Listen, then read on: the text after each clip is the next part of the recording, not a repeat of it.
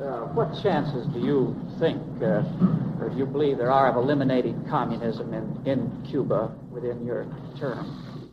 We couldn't make any prediction about the elimination. We're quite obviously hopeful that it can be eliminated, but we have to wait and see what happens. There are a lot of unpleasant situations in the world today. China is one. It's unfortunate that communism was permitted to come into Cuba. It's been a problem since in the last 5 years.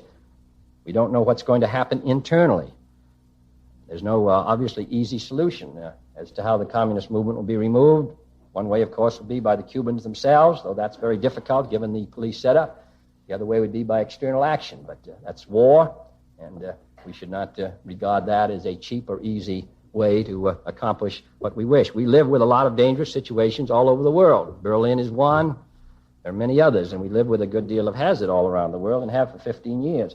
I cannot set down any time in which I can clearly see the end to the Castro regime. I believe it's going to come, but I couldn't possibly give a time limit. I think that those who do sometimes mislead. I remember a good deal of talk in the early 50s about liberation, how Eastern Europe was going to be liberated.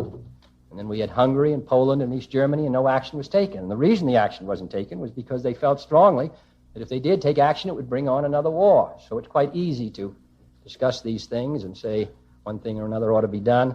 But when they start talking about how, and when they start talking about Americans invading Cuba and killing thousands of Cubans and Americans with all the hazards around the world, that's a very serious decision, and I notice that that's not approached directly by a good many who discuss the problem. Yes, Mr. Robert.